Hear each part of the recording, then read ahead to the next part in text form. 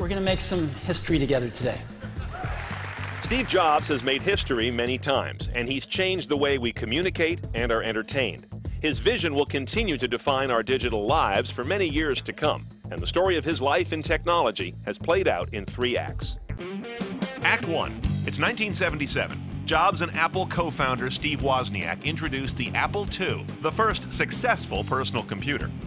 But 1984 brought a much bigger milestone, the first personal computer that was really personal. Today, for the first time ever, I'd like to let Macintosh speak for itself.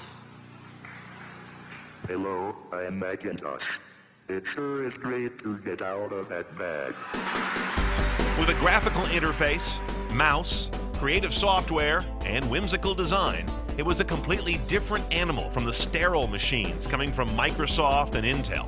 Just as different was the TV commercial that announced the Mac, one they still talk about in the ad business today, and which showed Jobs knew technology sells better with a little hype.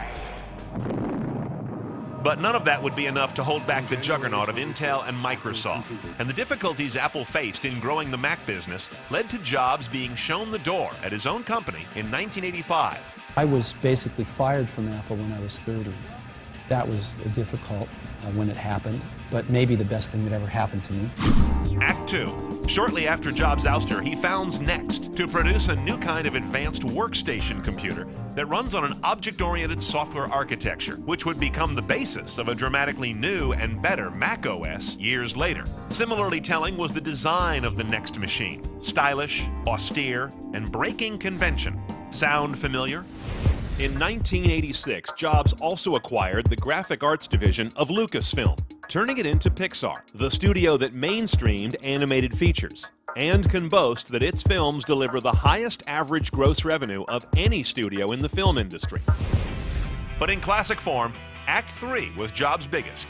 He retook the helm of a nearly bankrupt Apple and introduced the iMac the following year with what was the first of what we now call a Steve Note. iMac comes from the marriage of the excitement of the internet with the simplicity of Macintosh. It was the first personal computer designed around the internet. What Bill Gates and Microsoft were to the PC era, Jobs was about to become to the internet and eventually mobile era. Good morning. We got a lot of incredible stuff to show you today. His presentation skills at events such as Macworld would become legendary examples of showmanship and star power in industry. It's really beautiful. This is what it looks like. Detractors would deride Jobs' hype as a reality distortion field, but the iMac worked, and Apple began to turn around. But Jobs' single biggest course change for Apple was not a computer, but the iPod. What is iPod? I happen to have one right here in my pocket, matter of fact. There it is, right there. Introduced in October 2001, it was small in size, spacious in capacity, and looked good. But more importantly, it diversified Apple away from head-on competition with the Wintel computer makers, while luring away their customers when iTunes launched Windows support in October of '03. I'm here to report to you today that this has happened. Apple began to rewrite the music business, become a major media player, and got its first taste of market dominance. But in terms of financial success, nothing tops the Apple product that was built on the shoulders of the iPod. Today, Apple is going to reinvent the phone, and we are calling it iPhone. But Jobs and Apple showed an uncanny ability to once again get the formula right, appear the originator, and make a piece of advanced technology seem simple, magical, and fashionable. With that same DNA, the iPad arrived in April 2010.